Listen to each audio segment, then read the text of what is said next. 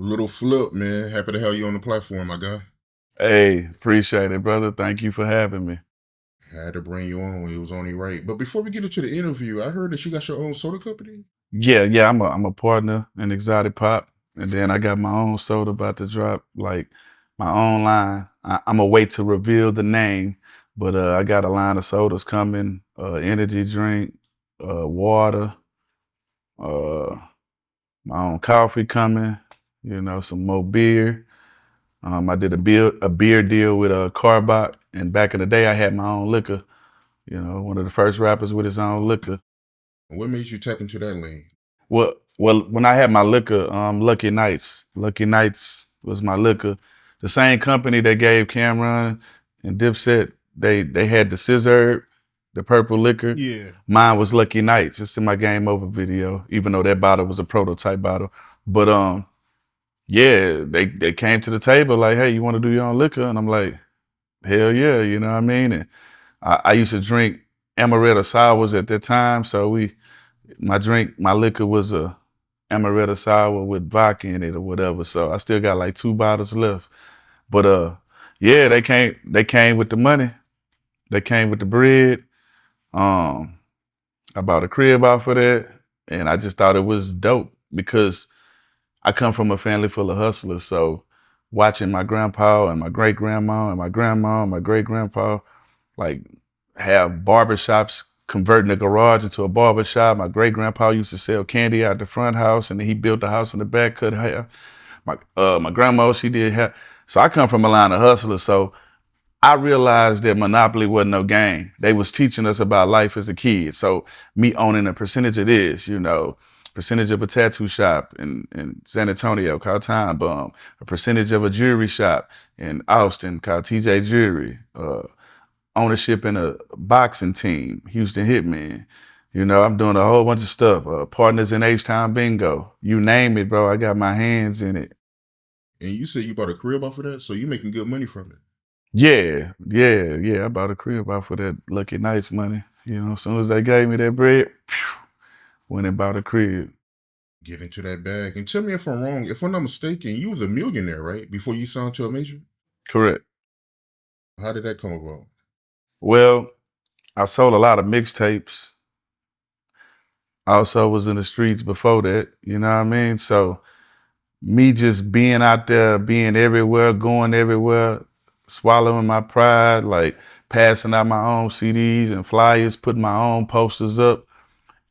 I already conditioned my fans and supporters, and I call them fans, but they really family. I like to call them family. The people that been along with me for the ride. That know the old Lil Flip stuff, not the new wave people that just get on like, oh yeah, I know you since Game Over. It's people that knew me before that. So, um, hitting them different towns, man. I pride myself on going to the towns that everybody else skip. A lot of people, they'll skip certain towns and cities because they'll be like, oh yeah, they don't have BDS on their radio station. So if they play your music, you ain't gonna get the spins. You ain't gonna be able to count it and track it. So people would skip over them towns. Man, I'm going to big towns, small towns, and they appreciate you more. They appreciate the music more. And they'll be like, man, what you doing out here? Nobody ever come out here. That's why I'm here, because nobody else come here, and I ain't trying to do what nobody else did. So when everybody was telling me I was dumb, man, you giving away all your mixtapes and you doing double albums, that's too many songs. It worked for me. It's like being in a mall. You walking in the mall and somebody come up to you with the sample, like, hey, would you like to try this? And then you tried it. And you like it? Oh yeah, I like it. Well, if you want more, we're right here at this building. So if you a new artist and you want to get people hooked on your music, sometimes you got to give them something free. And if the quality is quality, they gonna be happy and they gonna want to spend money with you. So think about it. I drop a mixtape January, go do a show, we'll just say in New York. Okay, 8 months later, I come back to New York to do a show. I got a whole new mixtape now. Give away those mixtapes. Not they know the words to the other mixtape, but now here goes something new. 8 months later, come back to New York. I got another mixtape. Boom, give it to them. So now I conditioned them to get free music, but they got the quality. So when I come back for the fourth time, they proud to pay. Like Nipsey said, R.I.P. Nip. You know what I mean? So it's just about marketing, man. And I believe in my content and I'm confident in my product. So I ain't tripping. I'll give you a sample, but you go want to come back. What age was it when you made your first million? Right? 16, 17 years old. Damn. Yeah. Yeah, I was out there with them. I was out there really in the streets though, like literally. Like had my mixtapes while I was making other moves, had my albums. Like I was out there really, really doing what I do, bro. Like hand in hand. Like I gave away a lot of stuff and then I conditioned people. It was times I would go pick up more money for mixtapes than I would pick up for a show. Because I was, because a lot of people that had CD stores, they closed now, but I was cool with all the mom and pop stores, you know what I mean? So it was this one place in Austin called Music Mania, man. And man, I pull up there, drop off a box of CDs, get about $6, $7, $8,000. You know what I mean? Like boom. Go to the next store down the street. Boom, boom, boom. Before you know it, I done picked up 12, 13,000. Then go pick up the show money. Go to the next town and repeat. Yeah, I know it had to be hard to sign you because you was already looking at millions before you signed to a major. So yeah, that's crazy, man. So that line that you said on the way we ball when you said that Job couldn't afford you, that was real then. Yeah. A lot of people they made offers, but the offers was redundant to me because think about this. Making money, making millions, then like blowing up like crazy. And then think about this. When you drop a double album, it counts twice. And we got paid more money from the distributor. So it was like, all right, instead of us getting like $8 a disc, we getting 12 and 13, you know. Um, and when you drop a double album, see that's how people like, Tupac, Biggie Smalls, even A-Ball, you know what I mean? Like when A-Ball dropped his first solo album, he dropped a triple CD. So, we dropped double. So imagine Life After Death, Biggie, you know what I mean? Let's say it sells 5 million, well, you got to count it as twice because it's a double album, so it's diamond. So in my mind, when I'm in high school and calling on the radio in middle school and doing these rap battles and freestyles, when Diamonds in Your Face came out with my bro C Note and Welcome Home C Note, when that came out, I was in high school, 9-9. I graduated, Worthing. That was playing on the radio. He gave me the vinyl. I spray painted the vinyl gold, put it on my wall in my grandparents' house in Cloverland, and I said, I'm gonna give me a real gold plaque. And then when I finally got me a real gold plaque, I put the real gold plaque right next to the one I spray painted. You know what I mean? So you just got to get out there and sell your product, bro. It was times where I would go to a town and I'm doing features and it's like 20 people at the studio lined up. You know what I mean? Like literally just ready. Boom, knock his verse out. Boom, who got the money? Boom, boom, boom, boom. Line up. I do that. Then the next day we in another town doing the same thing. We had an offer from Def Jam. We had some other offers from different labels or whatever, but none of the money was correct. And I didn't feel like the people that was offering money really believed in exactly what I had going on and appreciated. So shout out to Steve Rifkin because he took the time to come out to Houston and kick it with me and see how we moving and how we booking all these shows and how we really communicating and sending stuff to the fans and like really being hands on with the people. And like, I just don't get along well with culture vultures or people who don't care about the craft. You know what I'm saying? If it's all about money for you, then that can stunt your growth. But if you really care about the quality and what you're doing, and you really believe in, about DJ Screw, about our grind down here, we independent. We can't wake up and just walk down the street and go to Def Jam. You know what I'm saying? Like we really had to sell our own mixtapes out the trunk of the car, DJ Screw, we at car shows, selling tapes, popping the trunk, posting up at the booths, like King's Flea Market, like it's a real grind, you know what I mean? So we real independent hustlers out here. And even when I got my major deal, I still operated like I was independent. I didn't sit back like, oh, I got a deal now, so I'm not gonna do nothing and let them do everything. Nah, I was still working, doing the same stuff I was doing before the deal. And speaking of Screw, I heard that he made over 200K off of tapes. Yeah, yeah, definitely. Yeah, for real. And when I saw it, I helped him count it. You know, I helped him sell them, helped him count it. And when I saw it, I was like, this is how I want to make sure I put my mixtapes out. This is how I want to promote to my fans. I want to get this kind of money, like in one night. Like, and that was part of my motivation for the grind. Being right there with DJ Screw, seeing him grind, work, never letting the fame go to his head, making all that money. Like man, the great old days, man. R.I.P. DJ Screw. You see, it's a screw right here in the Clover G shirt. Yeah, I heard that he would have long lines outside his house to buy his tapes. True. That's facts. How was he as a person? I feel like the dopest part about Screw's personality, besides him hustling, like he wasn't no lazy person. He'll stay up all night. That's why I'm on these vampire hours. You know, like, cause obviously one of the Screw tapes was 3 in the morning. Like we be up very, very late. You know what I mean? Well, to us, I don't consider it late. You know what I'm saying? But to the rest of the world that's brainwashed, oh, you up late? But like Screw, he remind me a lot of with myself. And when I say that, laid back, humble, you know what I mean? Like he didn't walk around with the big head like, I'm DJ Screw, you beneath me. He never made you feel like you was less than him.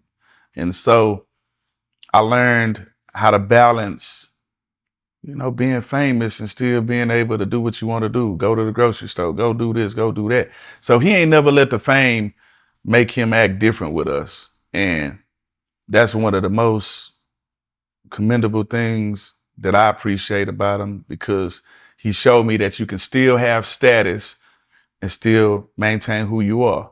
And then he also showed me about not being selfish, which I already wasn't a selfish person. I'm still not. But think about this.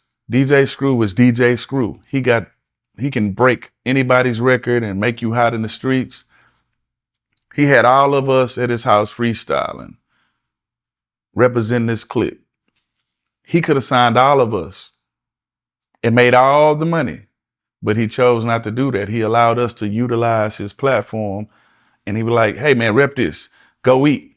So everybody branched out, got their deals. Some people was, you know, signing with people. Me, I started off a CEO and I'm still a CEO. So every situation I've been in, I've been my own record label. You know what I mean?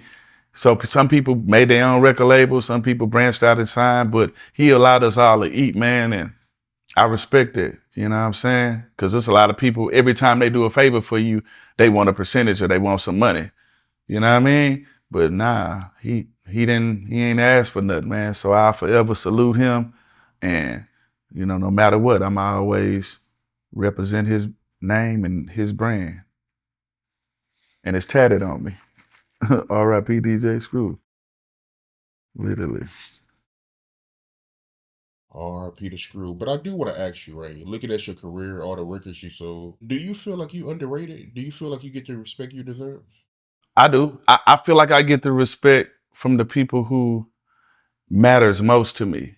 You know what I mean? It's a lot of things that happen behind the scenes with aligning yourself with certain people. And if this person is managing you, they'll get you these kind of looks, and this will make you look like you're bigger than somebody else. You know what I mean? Because your manager is getting you these kind of looks. But at the end of the day, success is, you know, subjective. Um, Nobody sees what happens with my life every day behind the scenes. Some people are brainwashed to, hey, if you ain't on the radio like you used to be or on TV like you used to be, you fell off. That's the average mind. But then people that understand and overstand and clover stand business, they'll get what success means. Like, so for me, man, I'm always out and about, running into people, taking pictures with fans, signing autographs. People, I just left talking. What was the unit? The old Ramsey unit? Stringfellow, now is what they call it. We just left Stringfellow unit, talking to the prisoners. I performed. Shout out to Mike Prince, you know what I'm saying? Rapper like Mob Ties, that's fam. Um, so yeah, we just went to talk to the prisoners, and man, we made their day. We performed, man. They still believe in God. Some of them performed. I seen some people that I knew that I ain't seen in 20 years.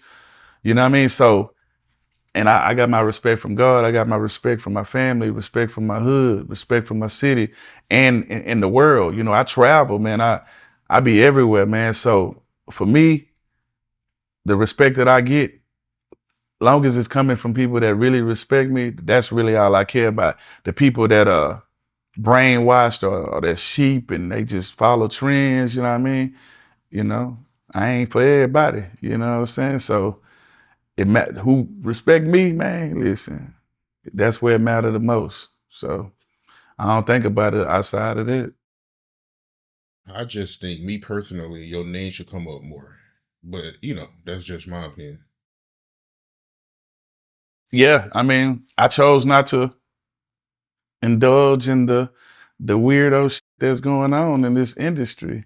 So when you still believe in God, man, and you ain't compromising your morals, I'm not selling my soul for no fame.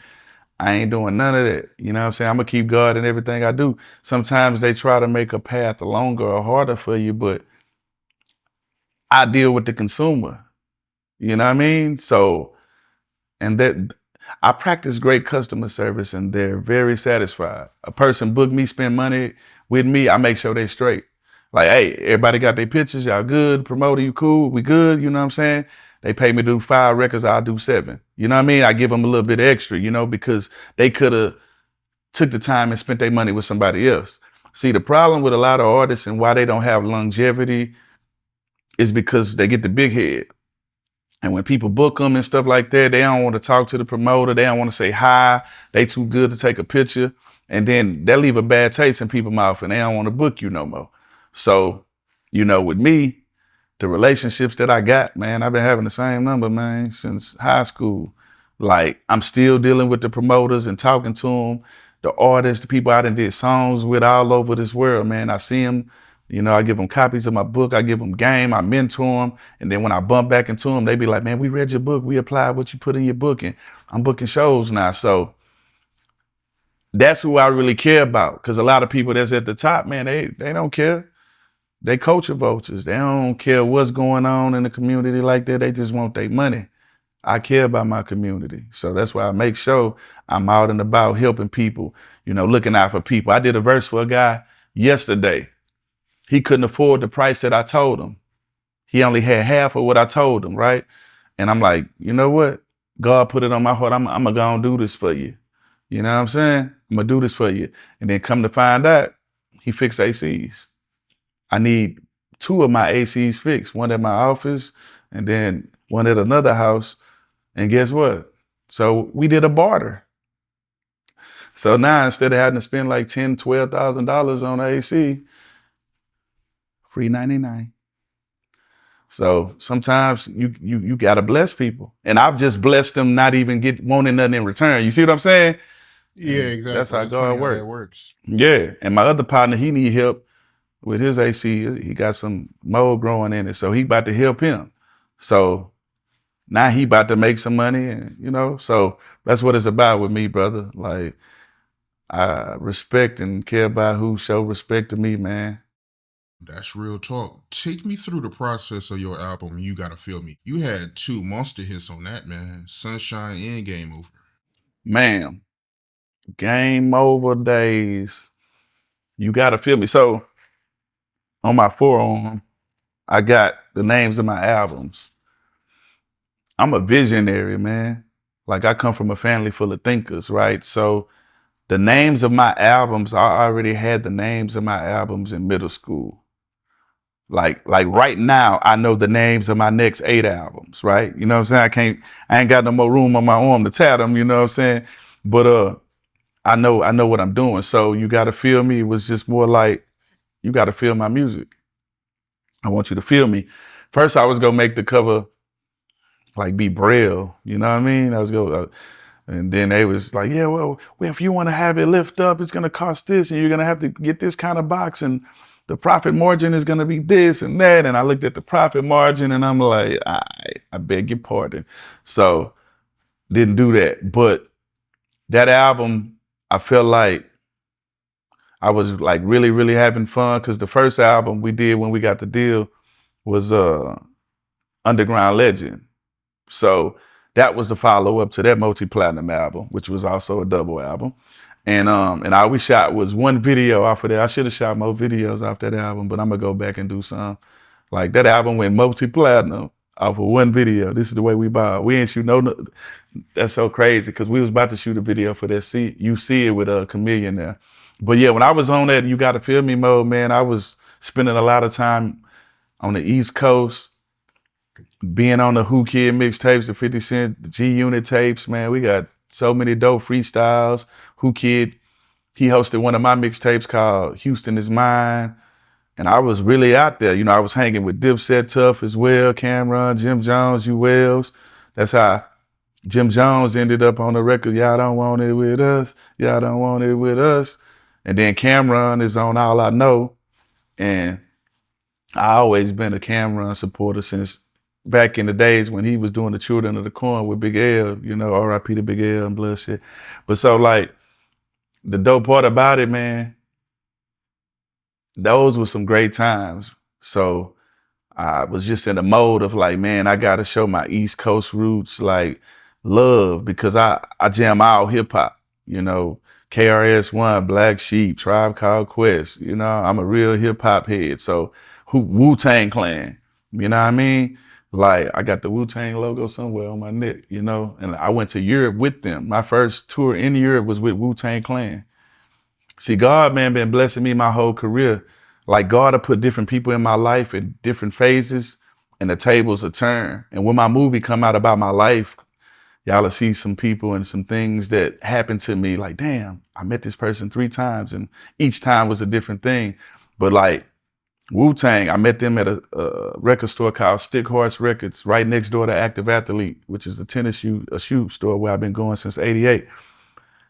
They pulled up, had a black van. Somebody hop out. Hey, what's up, man? I'm RZA, man. Man, I met the man. Hey, man, you heard of the Wu-Tang Clan? I'm like, I haven't heard of it. They was like, well, here's our maxi single.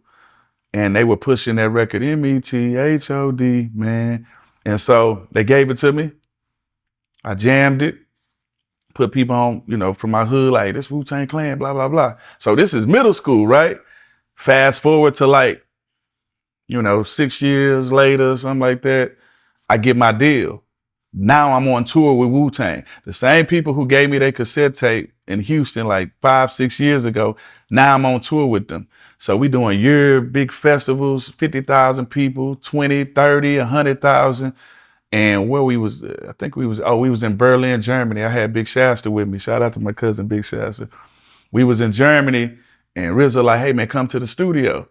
I got a beat. So he threw the beat on and I'm like, Shasta, come up with a hook. See me when I get opportunity, if I can throw an alley oop to my brother, I'm gonna figure out a way to so we both can shine and get some money. And so Shasta came up with the hook, boom. I did a verse, and then later on, RZA called me like months later, like, hey man, that record we did is going on the Blade Trinity soundtrack. So they actually play that record in the movie, but they only play Big Shasta hook. I'm like, damn, I just wanted like 3 seconds of my verse, you know what I'm saying? But hey, they heard Big Shasta, they heard me. So, you know, I was just on I gotta really come with it. You know what I mean? I wanted to make some more hyper music as well. You know, we laid back down here, even though I can make all kind of music. That's why I salute and commend David Banner, because the more and more I got to spend on the road and in the studio with David Banner, he helped me become a better performer, you know, like, and not to say I feel like I was trash before that, but I'm not afraid to give credit where it's due. If somebody makes me better, I'm gonna acknowledge it, you know?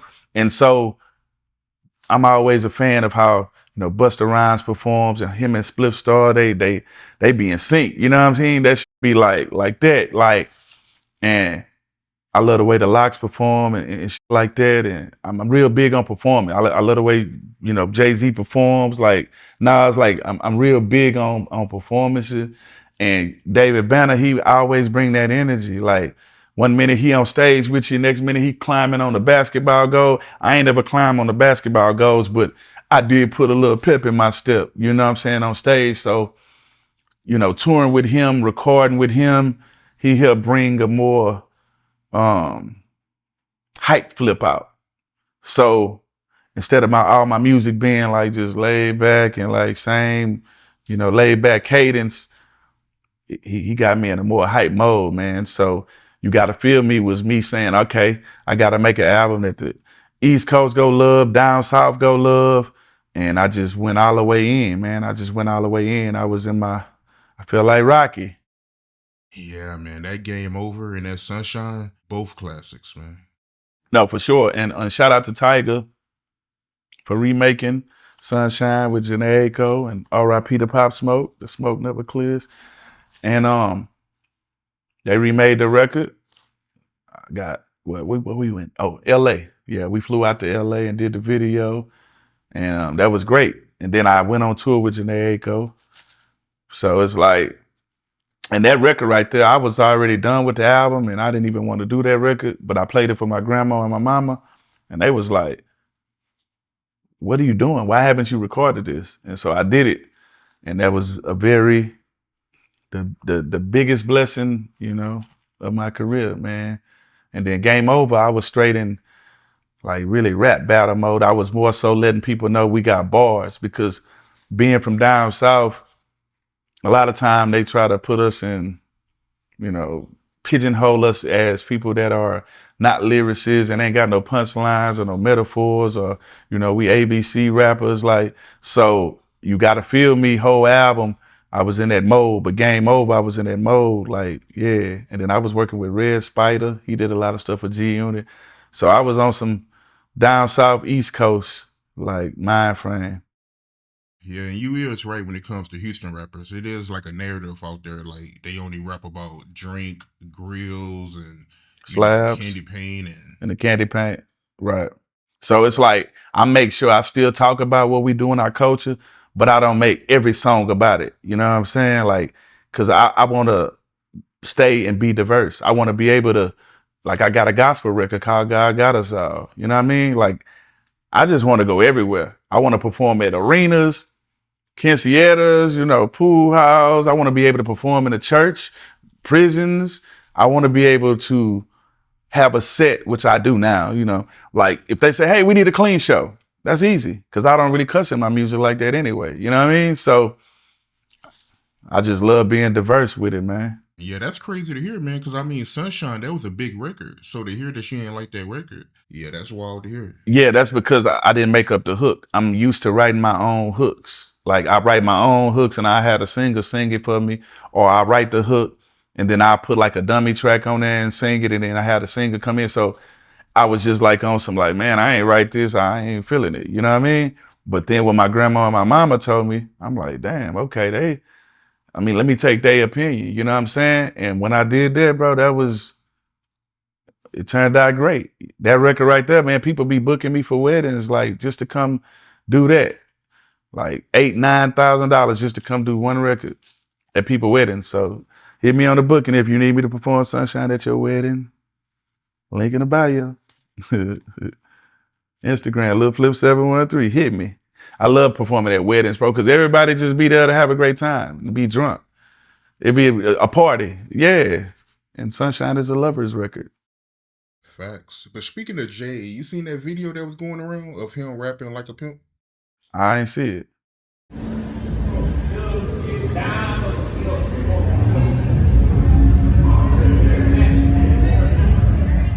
That was actually him backstage at a Beyonce show in Houston. Okay. That's crazy. That's my first time seeing it. That's dope. That's dope, man. R.I.P. to Pimp C, the legend. How did that record come about, yo? That's Me a and classic right there. me and Banner was in the studio and we was on some trading records. Like, hey, do this for me. I'm gonna do this for you.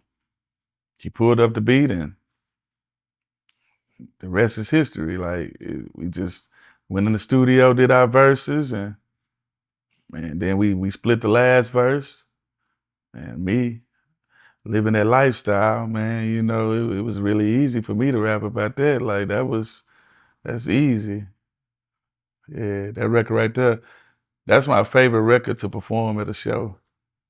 I actually performed that record last. Oh, for real? That's your closeout record? Yeah. Yeah, because just the energy, it's like a hype record. Like I might jump in the crowd on that record. Like that record, I be getting the hip hop Holy Ghost on that record, man. Ain't no telling. Yeah, we be jumping. Hey, that's what I'm telling you, man. Touring with Banner, man, he brought a different beast out of me when it come to performing, man. I be turning up, man. I'm in rock star mode, man. Yeah, I feed off the energy of the crowd, man. Like the sound system, the energy off the crowd, like yeah, we turn up on Like a Pimp, brother. They love that record. Yeah, that's my shit. Classic, man. And to go back to Cam, yeah, he was on your album, You Gotta Feel Me. And I know you said earlier he had you in New York, right? You got any stories from that? Yeah, yeah, Cameron, bro, man. I fuck with Cam tough, man. Cam, he actually went to college in Navarro College. Like he went, so he spent time in Texas, man. Like if you listen to the Sports, Drugs, and Entertainment album, uh, SDA? yeah, like I'm trying to think if because he got a record on that record. He got a record with Destiny's Child on that on Sports Drug and it was a record called "Would You Do It Again?" All the times we something like that. But he talked about being in college and playing. I could hoop though, All American, my age group though, set up for a JUCO. He say something. Now I'm in the county, middle of Texas. But it's the one he sampled big on the streets is a shortstop. You either slang, what is that? Slang crack rock or you got a wicked jump shot on the streets. It's a record that Cam got, but bottom line. So since I heard that record, I was like, oh man, he went to college in Texas, like he shouted us out. Like that meant a lot to me, you know, and I studied his music and just the punchlines and the different things he did, and he embraced me, man. When I go to New York, like Cam and Jim, like Freaky Ziggy, Duke the God. Like I'm on some of his albums too, like J.R. Ryder, the whole clique, bro. You know what I mean? Um, it was just nothing but love. So me and Cam got like 8 records. Some of the records went on some mixtapes he had. Like we got like about 8, 9 records, man. We put out, and I had fun. It was a fun time, man. Like traveling New York, man. Being in New York, then he had a club in Ohio as well. He booked me there before too. But being in New York, man, with Dipset traveling, man, hitting the club, man, 50, 100 deep. Hey, man, it was some times, man. And Jim Jones, man, um, a lot of people, man, they don't realize, man, that dude is super, super talented, man. I learned a lot from him too because a lot of people that don't pay attention didn't realize that a lot of those older videos he directed them. If you look at the credits, Jim Jones was directing them videos. I think he did some for the Young Guns too. And so, like, because even my videos, all my videos, like if it was for my album or my songs, 99% of all the videos that you've seen me do, I directed them. I wrote the treatments and like yeah, top to bottom. Um, and so when I used to see Jim Jones' name at the bottom, directed by Jim Jones, I'm like, yeah, like because a lot of labels they rather just give your money to another cameraman or director, say, hey, here's 150 to him. But if we do the videos, they don't want to put the 150 in our hand. They want to give it to whoever, blah blah blah. So like he made me keep on pushing to yeah, I don't care what no label say. Like even with like one of my I ain't gonna say the video, but one of the videos I put out when I was with Sony, like I helped direct the video and come up with the concept. And when they put it out, they didn't have my credits next to it when it debuted on BET. And I called the label, like, hey, what y'all doing? Hey, I helped write this treatment too. I helped direct this too. I helped find locations too. Y'all need to fix that. And then they made sure, the next day it was fixed on 106 and Park. But yeah, man, you got to really fight. So yeah, shout out to Jim Jones, man, for playing whatever role need to be played. You know what I'm saying? Like he was definitely shooting them videos, man. And yeah, I fuck with Jim. They had you in Harlem, yeah? I was everywhere with them. Harlem, all kind of places, clubs, man. If they just so happen to have a concert, hey, I'm mobbing with them. Yeah. So it was great times, man. I'm glad they embraced me and we embraced them in Houston. Like they had a club out here called, I think, Club Dipset, like when the Super Bowl was out here years ago. So man, this gonna always be love. from the Clover G's, man, and Dipset, man. All you go see is birds and clovers, like Jim say on this verse. Yeah. Yo, you brought up Chameleonaire. What he been up to, yo? You still cool with him? Yeah, we cool. I talked to him. Yeah, yeah. Cam is living his best life. You know what I mean? He doing a lot of tech stuff and making money. And so like that's what it's about. But I saw him at a show in Austin for the show called H-Town Throwdown, and we chopped it up. And I seen him before that too at another show. So he popping out, like he popping out now, like for concerts and stuff here and there. You know what I mean? So it's always a pleasure to see Cam, man. Cam did some of the realest shit.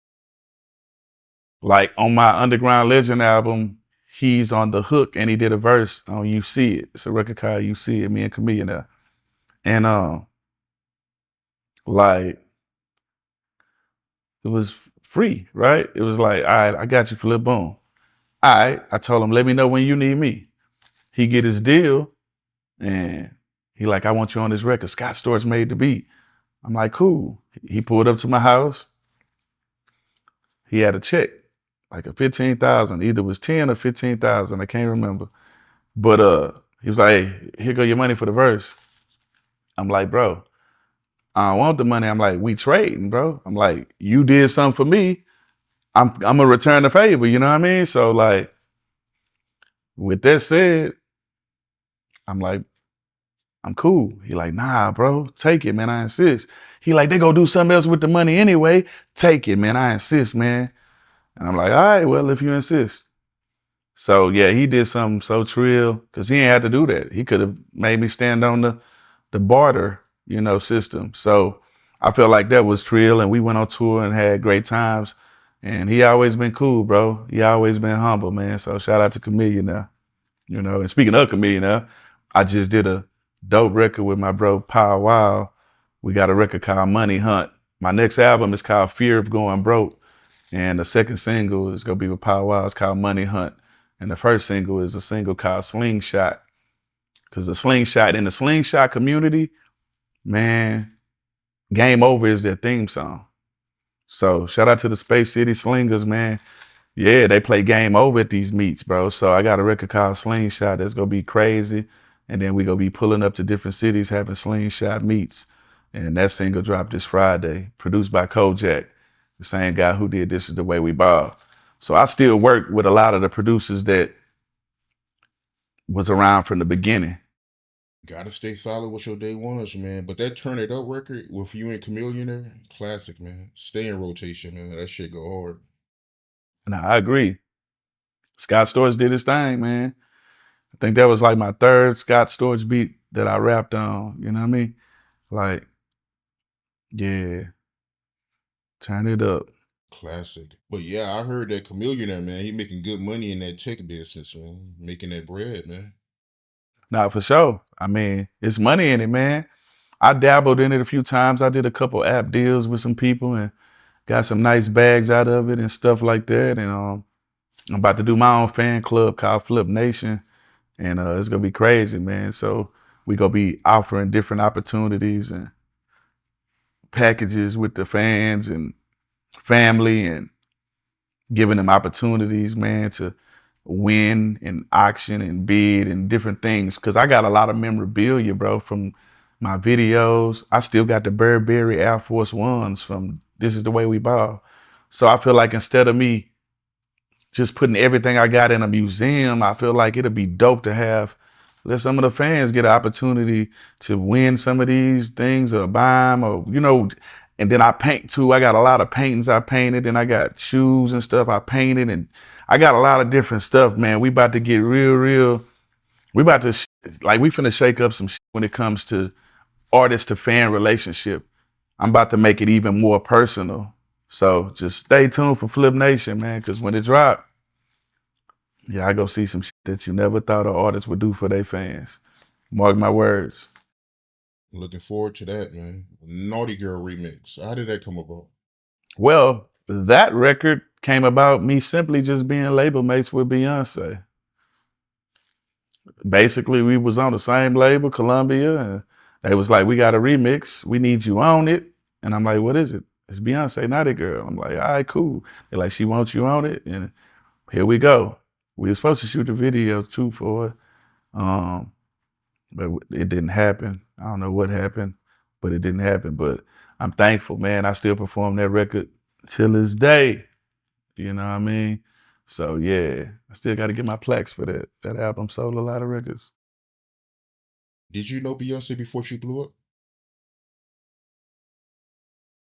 I met them. I didn't know them like personally, but I met them. Um, let's see.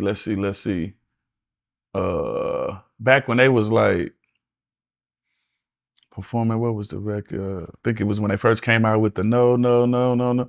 Like they actually came to my high school and performed to Worthing.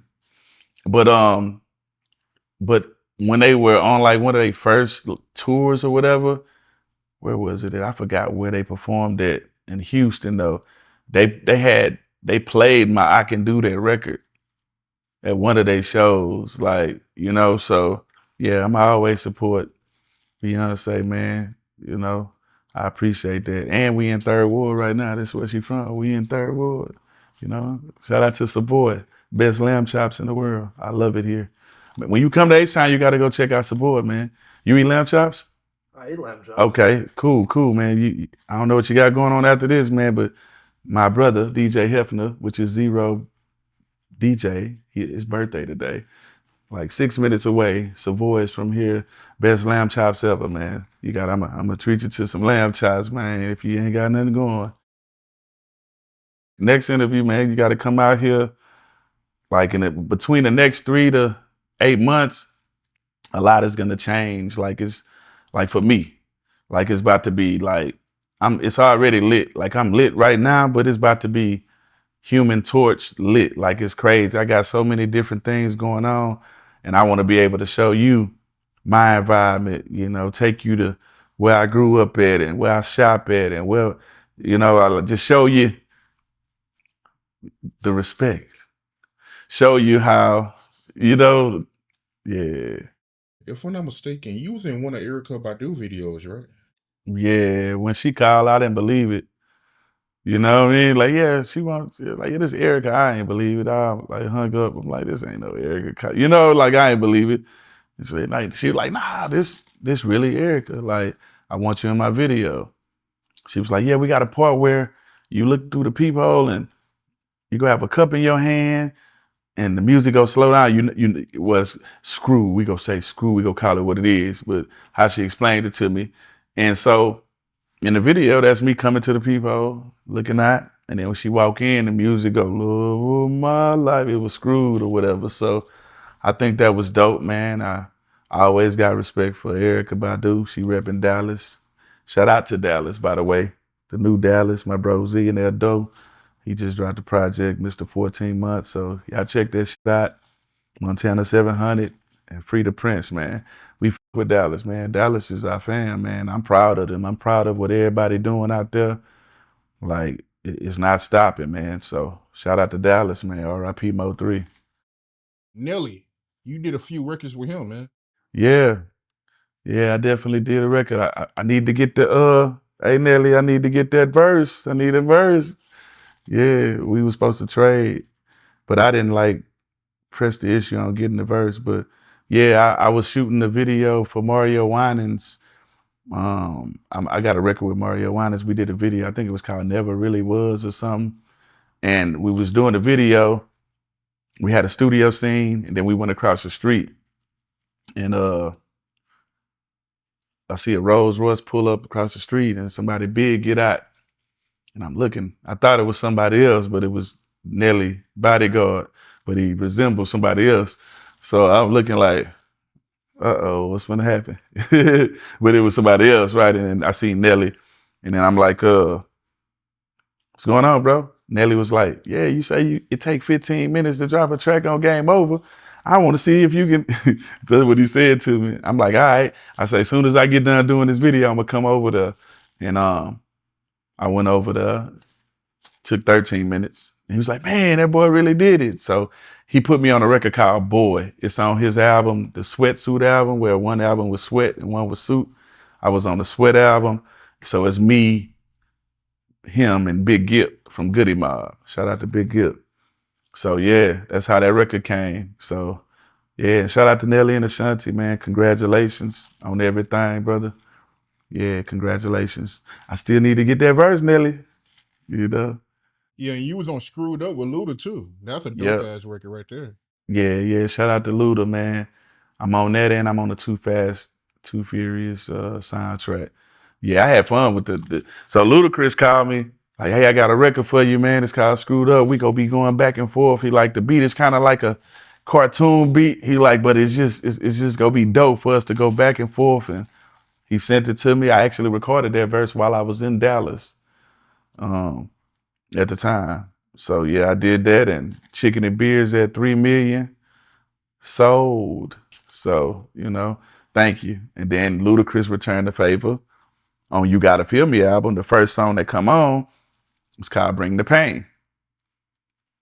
Bring the Pain, and I put Ludacris on that record, and I got 2 Chainz. Back then he went by Titty Boy, so on the album it say Titty Boy. So I decided to put Tit on the same record that I put Luda on, because when I would go to ATL, like in every clip, even though I might be cooler with the premier artists or spend more time around them, sometimes it's other people in the clique I end up being even closer to too as well. You feel me? And so yeah, we always just show love to each other, man. So helping each other, man, that's what it's about though. At the end of the day, throwing alley oops to each other, especially if you respect them and you got love for them. So I'll never forget those days, man, being out there in ATL, man, messing with Camp and Pastor Troy, Big Baby D. Rest in peace to man, what's I got? DJ Unk. Rest in peace to DJ Unk. Rest in peace to Rich Homie Quan. Everybody out there in the A, man. It ain't nothing but love, man. For real. Yo, what was your connection with 50 and G Unit, yo? Because I know you was on them G Unit mixtapes back then, bro. Yeah, the dope part about it, brother. I'm close with Who Kid. I'm close with 50. Me and 50 cool. Me, 50, and Lloyd Banks, we had a freestyle on the Like a Pimp beat. Um, Buck, you know what I'm saying? Buck, my homie. So I'm on Buck's Welcome to Cashville. And man, Who Kid, we always been locked in. So he'll hit me, hey man, I got this verse, I got this mixtape, send me a verse. Like I got a record with, I think it's me, Butch Cassidy, and Snoop. It's like so long, so long, so long. Hey bro, that record's so jamming. So yeah, and I used to go to a lot of events with 50 and them, whole G Unit, Yayo, Banks, all of them, man. We used to always be around.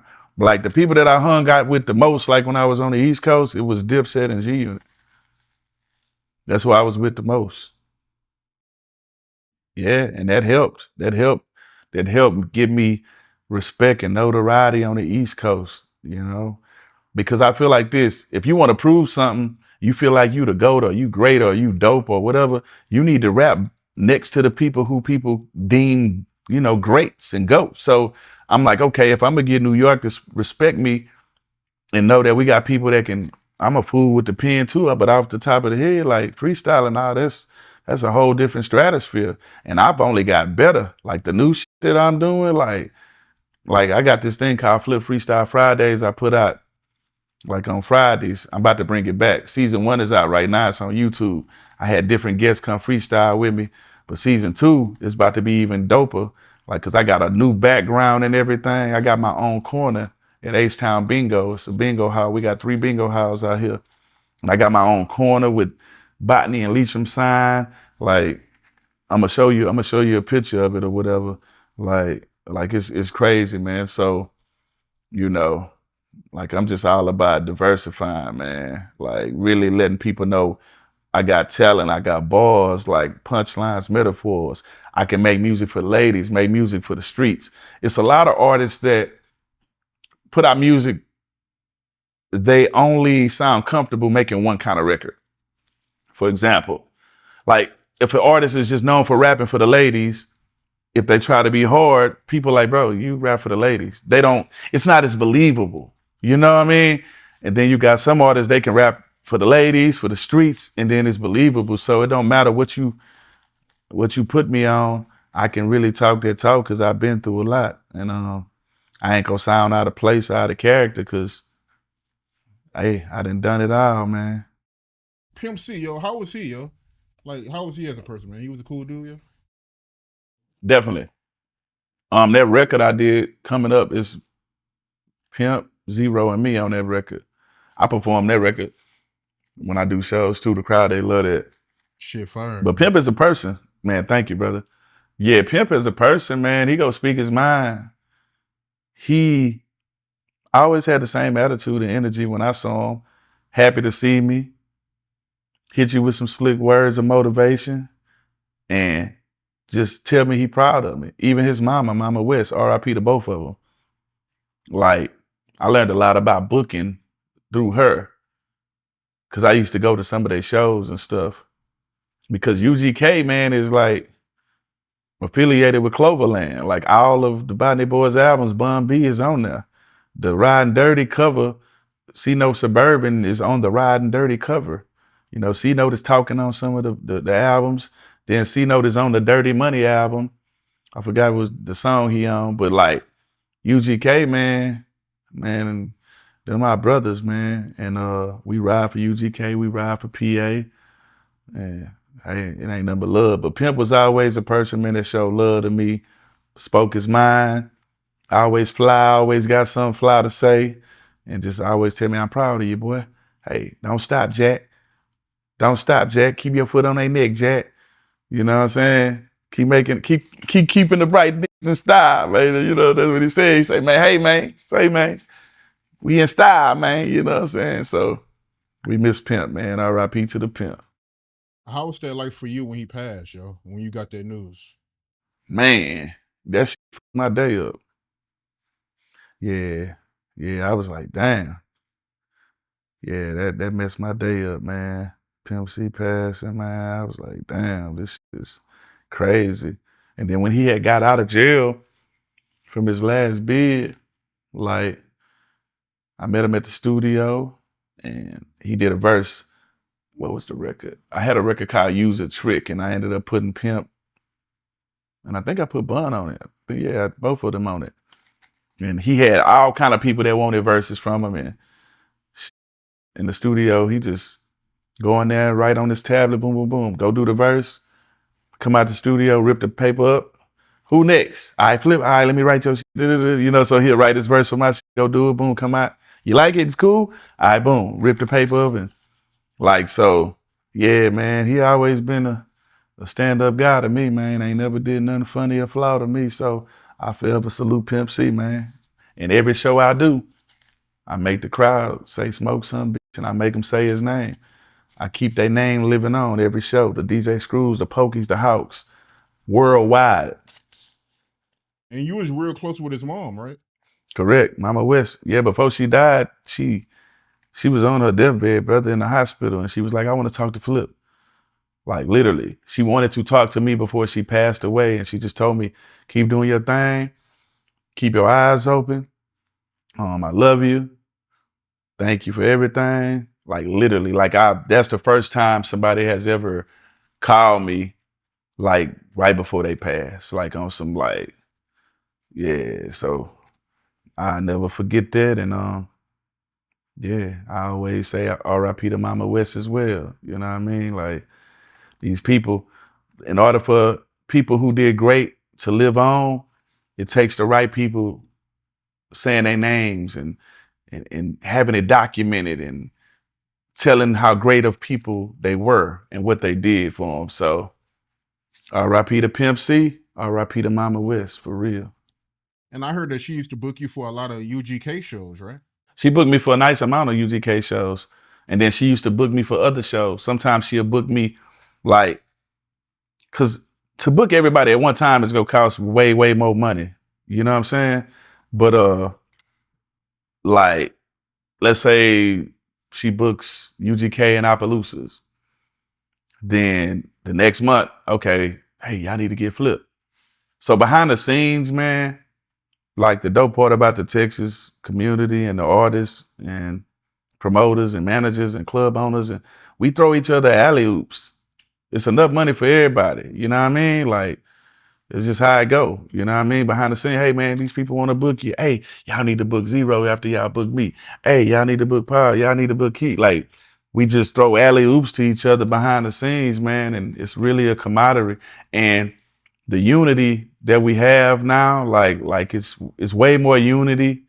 People grown, people making grown up decisions for the most part, you know what I'm saying? And like we really standing on business, man. We want to we want to live and leave generational wealth for our kids and our grandkids and all that. So everybody out here really we on some grown man time, man. So we go eat together or hey, we'll eat alone if you ain't righteous. How did it come about DJ Screw giving you that nickname, Freestyle King? Well, that comes from me freestyling for him outside. uh what was it? That was Club Unique. Club Unique. Outside freestyling in front of him, rapping about all kind of stuff, and then he just saying things and telling me to rap about. Then I'm rapping about things he got on. And a few of the DJs that's affiliated with him used to be at my rap battles and they would tell him about me and all that. And it would just always be, man, this boy cold, this boy cold. And he came to a few of them and he was like, nah, bro, you the king. He like, bro, that shit sound like you wrote it. And I'm like, bro, I ain't write it. And he crowned me the Freestyle King, gave me a plaque in 2000 on St. Patrick's Day at Club Connections. I still got the plaque. So St. Patrick's Day, you know, we always turn up, man, you know, for multiple reasons. But that's the day DJ Screw gave me my plaque. Screwed up click. Freestyle King. How did you get good at freestyling? Like, what's the art behind it? Well, it's an art behind it, you know. It's the art of dialogue, you know, behind it. You know what I mean? But like one thing when you're getting into the music industry before you can afford to buy beats or whatever, or when you just want to practice, we rap over other people's beats.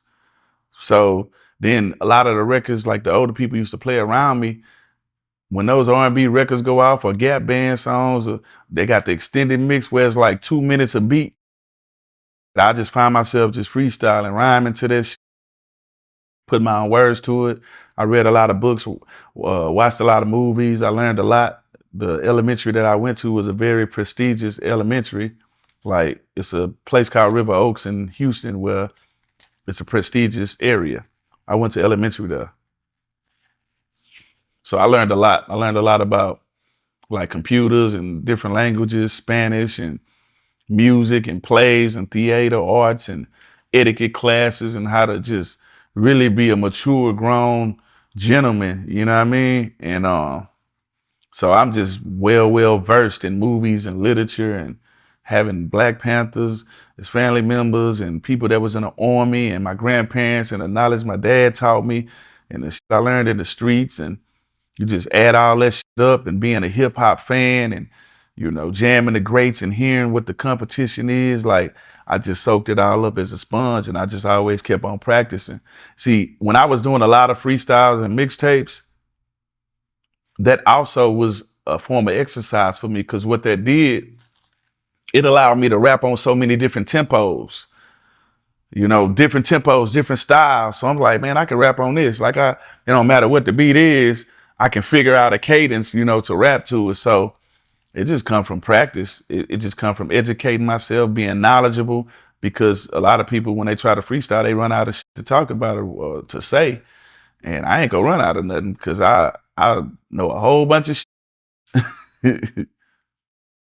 Can you battle rap? Yeah, I used to do that. I used to battle rap, but the way we battle rap out here is just off the top of the head freestyle. So I won like trophies, cash. We used to go to different people neighborhoods and battle. Hey, man, I got 1,000 on my guy. I got 1,000. You know what I mean? Like that's what I used to do. So that's how we battle. So I'm a huge fan of the battle rappers, man. Like I'm cool with almost all of them. Like you know what I mean? Like I was in Kansas. I had a record. Well, now this was a concert. Yeah, I had a concert out there, and my guy Chauncey Clyde brought me out there, and the battle rapper A Ward. You know, like that shit was crazy. I was out there in Detroit, and I was out there in Michigan. Um, Pontiac. I was in Pontiac, but I flew into Detroit. But I was in Pontiac, Michigan with Ill Will. You know, I'm cool with Reed Dollars. You know what I mean? He affiliated. We did records together. He dined with the Clover G's. Easy the Block Captain, his first album, Himothy. We did a collab joint venture between me, Gutter City, and Three Faces Entertainment. Free Cash Star, free my bro Cash Star. So yeah, I'm cool with all of them, man. Like I'm talking about, you name them, man. Loaded Lux, man, just everybody. Smack. I be going to the events, man, flipping the coins. You know what I'm saying? Like I support them. They got TBL out here. Uh, I went to some of the RBE events and flipped the coins, man. Free surf, free the wave. You know what I mean? So I love this, man. All them guys, man. I fuck with them sometimes. And when I see the battle rappers, I tell them, I'll be like, I know Jay Mills, we cool. Like I'm like, I know y'all jam my music and y'all fans of us, but I'm like, hey, when we be on the tour bus, I'll be like, hey, we be watching y'all. We fans of y'all too. You know what I mean? It go both ways. And it's very respectful, man. And I commend them. Uh Hollow the Dunn, that's my guy. He used to stay out here. Like, one thing I tell the battle rappers, I be like, look, I commend y'all on remembering all them words. Cause man, listen, I ain't finna remember that shit. I'm just gonna have to just go ahead and go out the top of the head, you know. So I salute them, man. But I'm gonna bring my rap battle league back. It's called Lil Flip Rap Battle League. So I'm gonna bring it back. We had did a few battles and then we stopped, and then the pandemic came and all that. But we gonna crank it all back up, bro. What's your top 5 disses of all time? Top 5 disses. Damn. Whew. I just got. I mean, for me, I mean, number one gonna be Hit 'Em Up for me. You know, Hit 'Em Up for me. Um, Hit 'Em Up. Let's see. Got to put Ether in there somewhere. Got to put Takeover in there somewhere. Damn, man. Jada and Beanie Siegel, when they was going at it, boy, they had some, like, they had some, they was going at it Oh hard. yeah, yeah, they was They going had at it. to, yeah, they was going at it hard. And then 50 got to be in there somewhere. 50 had some shit, man. Yeah, man, that, whew. Yeah, that's an interesting, but yeah, Hit 'Em Up go be number one for me. Just, it was just like crazy. Speaking of Beans, yo, you got him in your top 5 of all time? Beans is in my top 5. Yeah, Beans is hard. Jada is too. Like a lot of people, man, Beans be spitting. I was jamming The Truth and the Reason of the day because I was trying to find this record. It was a beat I had. I actually was at Zero House, and he was playing a beat, and I'm like, man, this beat remind me of this Benny Siegel record, and then I found the record, and I was like, see, yeah, Beans hard, man.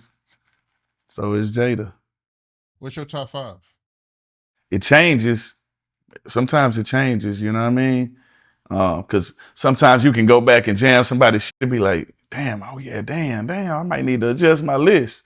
But like right at this moment, and then my list too be different based on, because I got a thing where it's top 5 people that I just feel are the dopest rappers, and then I got top 5 song makers. You feel what I'm saying? Like I got a lyricist list, and then I got a who makes the best records. Because most time the people who got the best punchlines and bars don't necessarily make the best records. You feel me?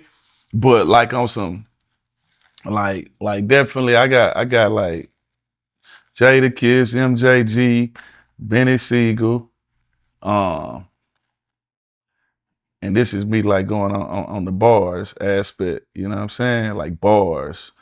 Um, I fuck with Fab. Fab is tough.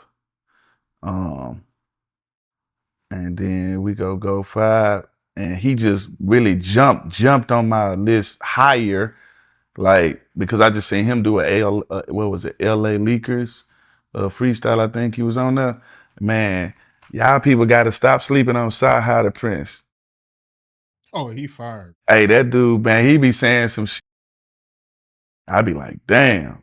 I forgot the name of his album. No drug sales on Sundays or no dope on Sundays. His album he put out, that shit was jamming. Yeah, I don't know what happened. I thought he was gonna pop off, man. I don't know what's his situation behind the scenes, but yeah, he nice, bro. No, for real, he be saying some shit. So like right now, that's who I'm gonna go with. And then if we go 6, 7, 8, 9, all that, then I gotta go Eminem because Eminem he go hard to me as well. You know what I'm saying? M is a different type of guy. He'll rhyme some shit that you didn't even know rhyme. You be like, damn, how the so M is tough. M is super tough. And a dude who really slept on, man, who got some balls, man. Motherfuckers are sleeping on J.R. Ryder, man. J.R. Ryder be saying some shit. Dude can rap. He be saying some shit. Yeah. I be jamming them writers blocks. He be saying some shit, man. Yeah, he be saying some shit. I fuck with Ryder. Yeah, he got some. Cause see, I be jamming. I feel like being an MC, like you can be a songwriter and make records, and that's cool, right? But then I feel like when it come to being an MC, I always was taught and thought being an MC was you have to come up with the most wittiest lines. You have to come up with something to make a person say wow. So I feel like even if you're not a person that can make a person say wow every line, if a person listens to your verse and you don't have at least one line or bar that make a motherfucker be like, man, why didn't I come up with it? Or that was dope. I ain't heard that one before. I feel like you ain't did your job. So my criteria is different when it comes to these lists. Like I got a lyricist and then I got who make, better songs. But them is some of the artists, Lloyd Banks, you know what I'm saying? Banks be saying some shit. Um, yeah, motherfuckers be saying some shit. Like Wayne be saying some shit. Nas, Jay, like they in there. You know what I'm saying? Yeah. Like when I'm listening to stuff, I want to hear something that's like, damn, how the fuck he come up with that? Like it be like sometimes I want to zone out and jam music and don't care about the lyrics, just hear some shit I can repeat. But sometimes I want to hear some, triple entendres and similes and metaphors, man. And yeah, they be saying some shit, man. I be like, damn, how the fuck he come up with that? You know what I mean? Still sharp and still. Steve Harvey, he told you he was a fan of your music, right? Yeah, it shocked me. And he was just like, man, let's get together and do something for the community. And we gave away a nice amount of bikes in LA and I think in Dallas. Like he always just been a person that support me, man. Steve Harvey always showed me love. And when certain situations was going on, he was like, hey man, do what you do, man. You know what I'm saying? Like, hey, tunnel vision. He was like, hey, man, you sharp, man. You always fly. Like you keep spitting that, man. You make it look great. And man, the ladies love you, man. Don't stop doing records for the ladies. Like keep doing your thing, bro. Yeah. And Snoop, he showed you love too, right? Yeah, Snoop, man. Snoop did some of the realest shit for me that anybody, man, done in the industry for me. Um, this is about probably 2000. I don't know who was fighting, but they was watching the fight on their tour bus. So I go on the bus, it's Snoop, Dash, Corrupt, they watching the fight. Soon as I get on the bus, Snoop say, I can do that. And I was shocked. I'm like, how the hell he know I can do that? You know what I mean? So it was just crazy, to hear Snoop tell me I can do that. Same way when Floyd Mayweather first saw me, he say, Flip, you know what I used to ride around in my Bentley jamming? I'm like, what? I can do that. Every time I see Floyd Mayweather, he be like, I can do that. So like Snoop and Floyd, I salute them. And Snoop, when I had the Game Over record, I'm in New York. I don't know, I think he was at Carson Daly or some shit like that. This is around when like that anthrax was going on. And I think I think I had to perform on Carson Daly or with David Banner or something like that. And I think Snoop was there to perform. Either he was on somebody else's show, but it was all in the same building or whatever, okay? And pretty much I'm like, hey, I'm gonna be in the studio, man. He like, I'm gonna slide by. And he smoking in that motherfucker. I don't know if we was in the, I don't know what building it was, in ABC, NBC, whatever. I'm like, damn, that boy smoking in the ABC. You know, it's just so interesting when you know, you see certain people that just don't give a damn. They go smoke anywhere, right? But he came to the studio, bro. And I'm like, I'm working on a Game Over remix, man. I want to get you on it. I'm like, what is go take? He's like, I don't want nothing. He came in the studio with a big trash bag of Zy, reached in there, put a big chunk on the table. We rolling up, we smoking. He went in the booth. No pen, no pad. Knocked his verse out. He came out, because see, back then we was rolling big ass blunts. You know what I mean? Me and my guy BG Duke. He go by Dr. Zy now. We got an album coming out too called Medicinal Music for the Smokers and Stoners. But we was rolling out our normal blunts was like Cubans. Put like 4 Philly Titans sideways and have them like that big burrito blunt. So that pile he put on the table, by the time he came out the booth, it was pretty much probably like 1/4 of it left, right? So we smoking and we jamming out. He like, damn nephew, y'all already got that. So yeah, we done. We smoke big blunts in Texas, man. Everything bigger in Texas, and we jam the music and stuff. He like, you cool with the verse? I'm like, I'm cool with it. I'm like, what I owe you, bro? Like, man, bro, I told you I don't want nothing, man. You just keep being blessed. You keep doing great. He said, I got another run I gotta go do. He reached back into the bag and pulled out another big chunk of Zy and put it on the table. Hey, that's for you, man. And he chunked the deuce and he left. And then I put the Game on that remix. So with Game Over, I got 3 different remixes. I got a Down South Game Over remix, me, Young Buck, and Bun B. I got a West Coast remix with The Game, Snoop on it. I got an East Coast remix with me, Cassidy, and Young Chris from the Young Guns. And so, you know, he could have charged me. He could have easily been like, yeah, I want 100. I want 50K, Flip. He didn't charge me no money.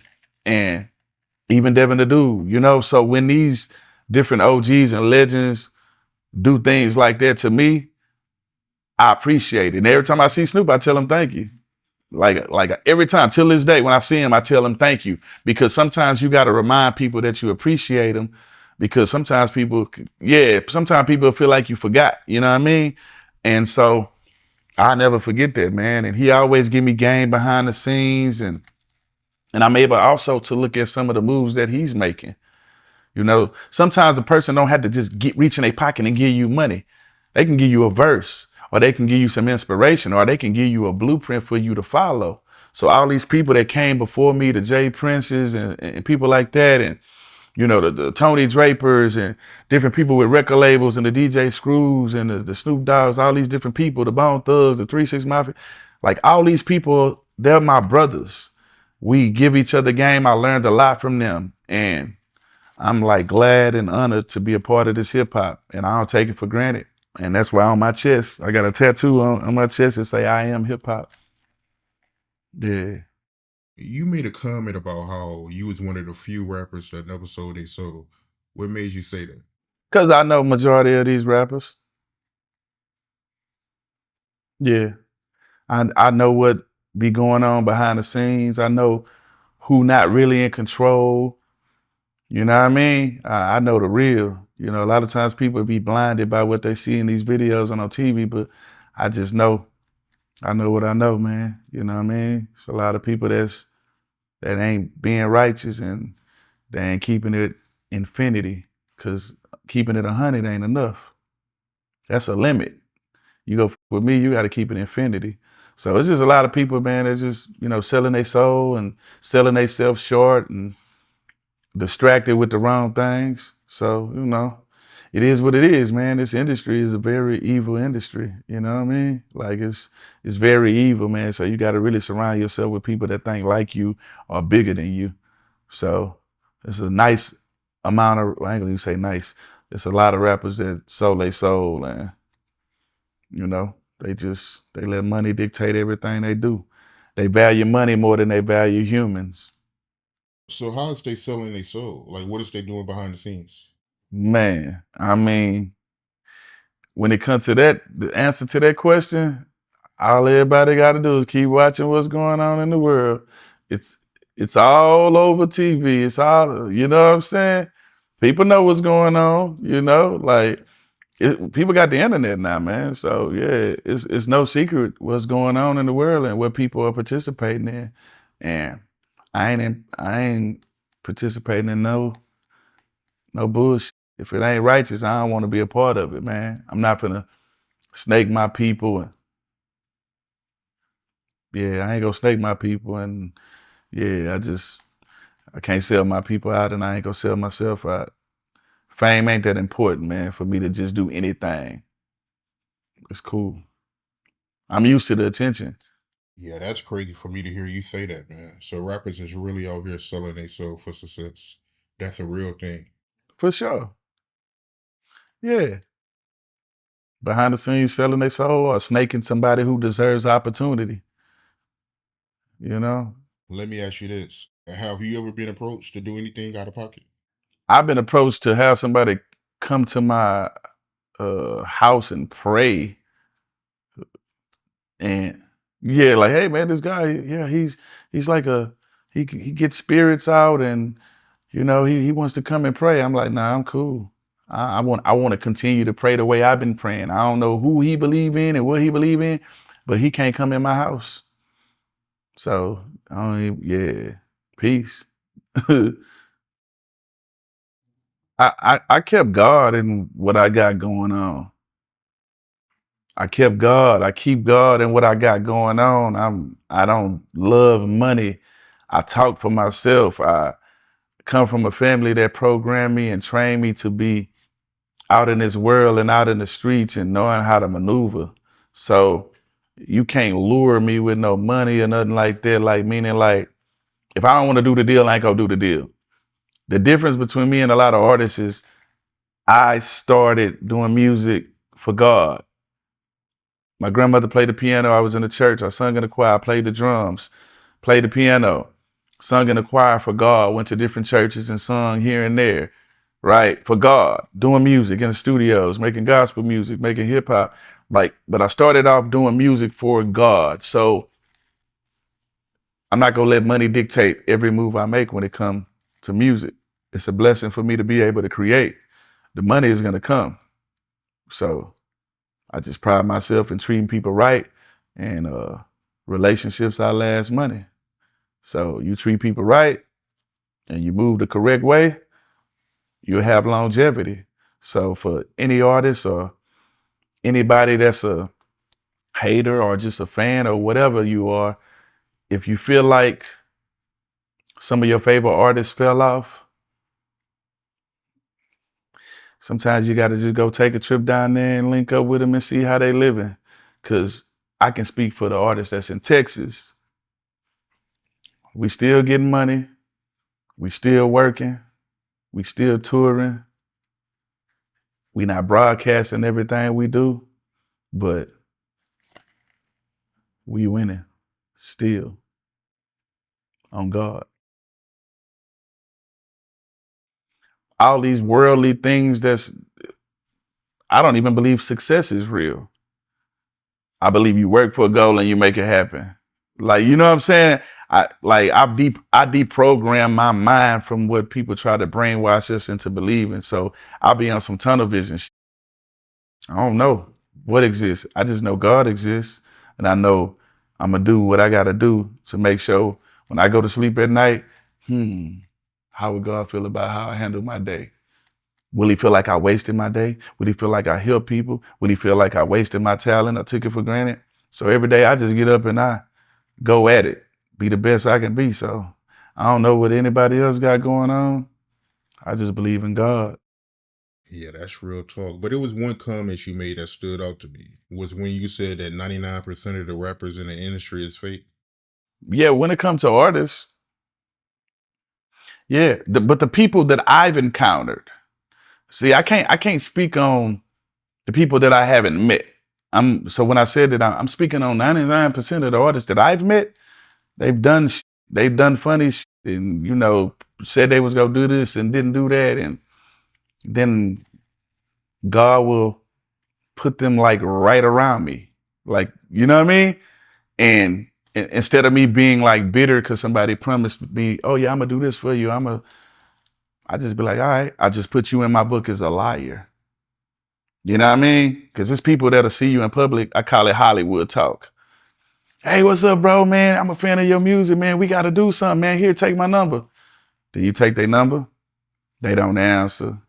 You know what I mean? They don't answer. But they might do an interview and be like, yeah, Flip, one of my favorite rappers. But then they don't answer their phone.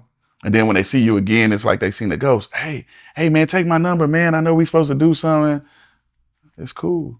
You offered the verse. I didn't ask you for the verse. You know what I mean? So it's cool, man. People promise you all kind of shit in this industry. You know what I'm saying? Like, and don't deliver. But I'm a solo artist. So I gotta depend on me. Everything everybody told me not to do worked for me. So whether a person keep their word about rapping or singing on the song, it's not gonna stop me from getting where I need to go. Cause I'm gonna go put the work in, and I put the work in already. Yeah, you also mentioned that, you helped a lot of rappers. And once they got on, they went Hollywood on you. Oh yeah, for sure. For sure. Yeah, it's one that went super. It's one that went super, super Hollywood, man. I'm like, damn, bro, you really changed like that, bro. But like I say, man, I was prepared for it, man. I don't be surprised by nothing I see no more in this. So I just take that shit as face value, man. It is what it is, man. Yeah, that money shows your true character, man. Yep, and I'm gonna be the same whether I got it or I don't got it. It don't make me. Real talk. How you feel about the people that say the Houston rap scene fell off? From your point of view, what happened? I can't speak on what happened with anybody else's life. I kept doing music. Um, No, in general, no, no, like but with I the Houston music scene. no, no, but what I'm saying, I can't speak on what happened. Meaning, like, I don't know what other people was doing in their life, or whether you want to say the momentum to slow down or whatever. Everybody got their own different situations. Some people left labels. Some people, did tech stuff. Everybody had different reasons for why they did what they did, but for the most part, we all kept doing music.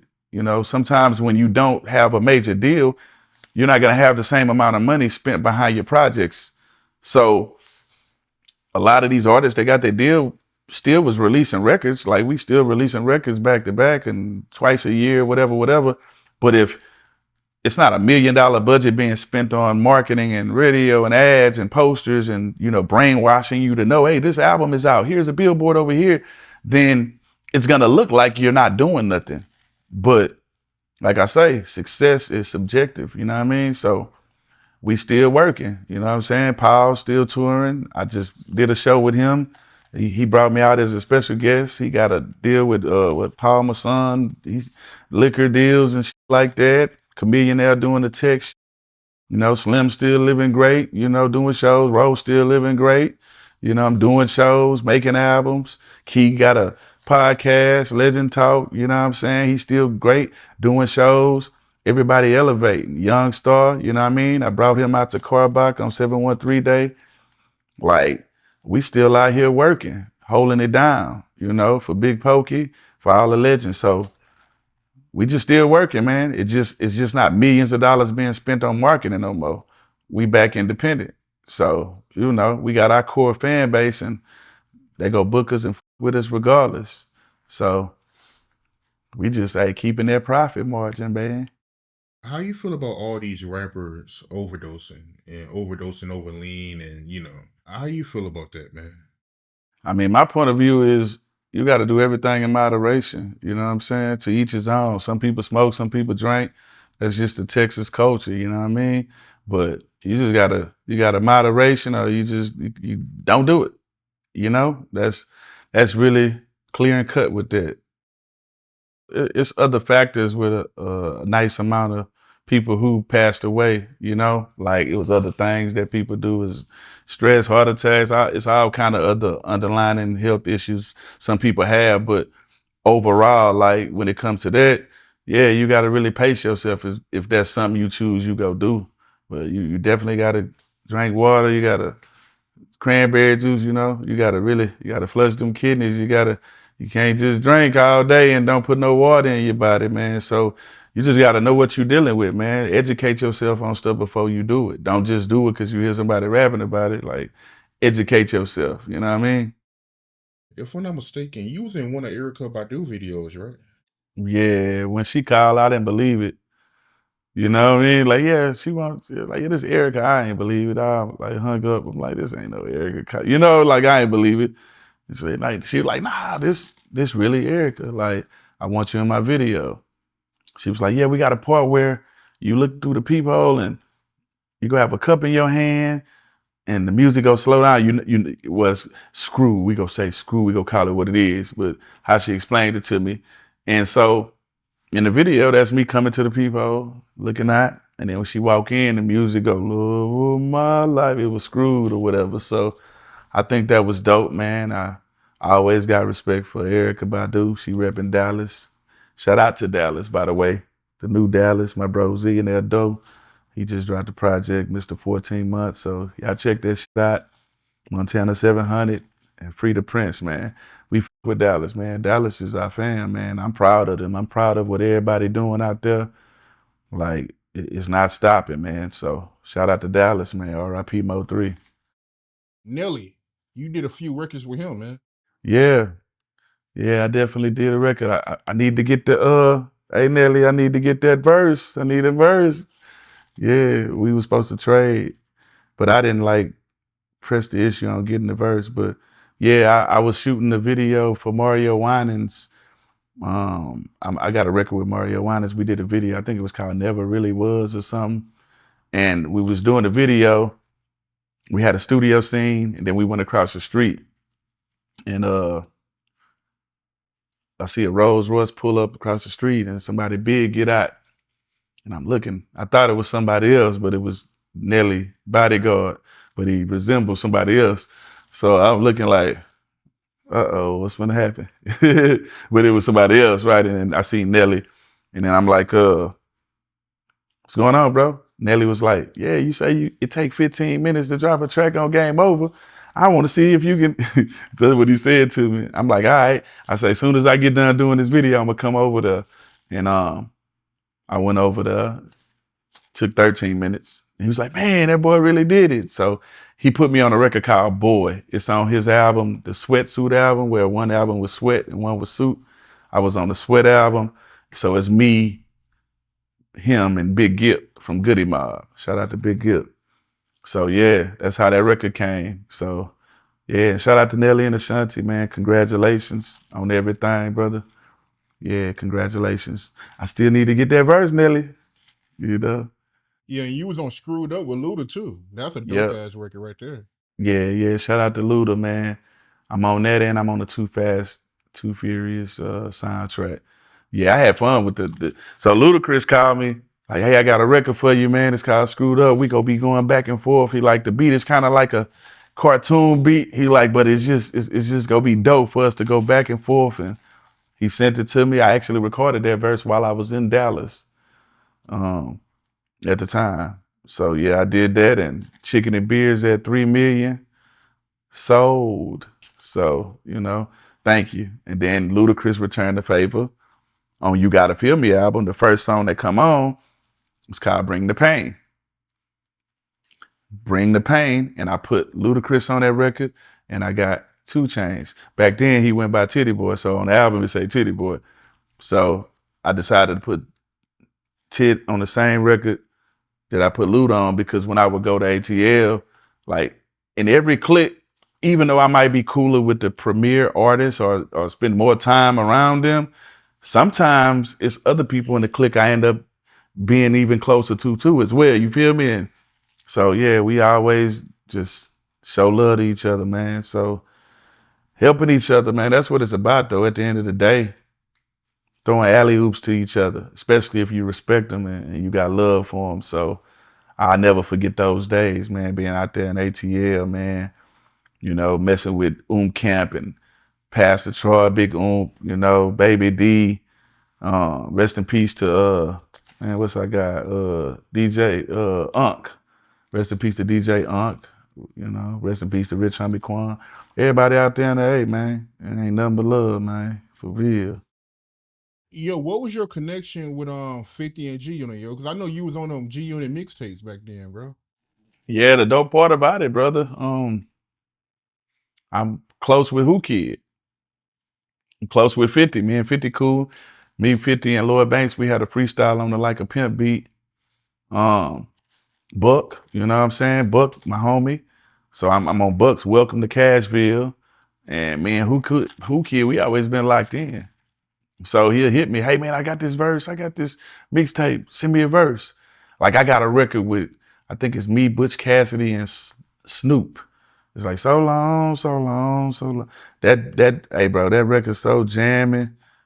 So yeah, and I used to go to a lot of events with 50 and them, whole G Unit, Yayo, Banks, all of them, man. We used to always be around. But like the people that I hung out with the most, like when I was on the East Coast, it was Dipset and G Unit. That's who I was with the most. Yeah, and that helped. That helped. That helped give me respect and notoriety on the East Coast.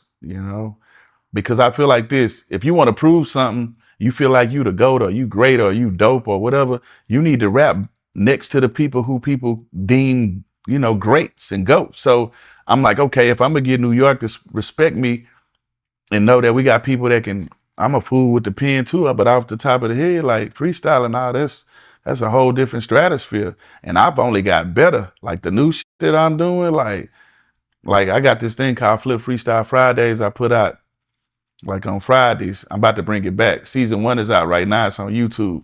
I had different guests come freestyle with me, but season 2 is about to be even doper. Like, cause I got a new background and everything. I got my own corner at H-Town Bingo. It's a bingo hall. We got 3 bingo halls out here. And I got my own corner with Botany and Leacham sign. Like, I'm gonna show you a picture of it or whatever. Like it's crazy, man. So, you know, like I'm just all about diversifying, man. Like really letting people know I got talent, I got bars, like punchlines, metaphors. I can make music for the ladies, make music for the streets. It's a lot of artists that put out music, they only sound comfortable making one kind of record. For example, like if an artist is just known for rapping for the ladies, if they try to be hard, people like, bro, you rap for the ladies. They don't, it's not as believable. You know what I mean? And then you got some artists, they can rap for the ladies, for the streets, and then it's believable. So it don't matter what you put me on. I can really talk that talk because I've been through a lot. And I ain't gonna sound out of place, out of character, because hey, I done it all, man.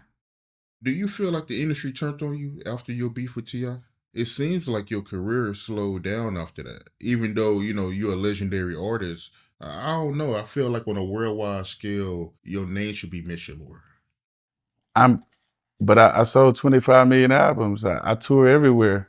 Like no, but I'm saying, but you say on a worldwide, I go to, you name a place, continent, I'm there. So I don't I don't feel like nobody turned their back. Just the way the industry is, like, I mean, there's always some haters, but I'm saying the way the industry is, think about it. Just think about the system. A new artist comes out, he blows up, he gets a deal. He's featured on everybody records for like 2 years. You on this, he on that.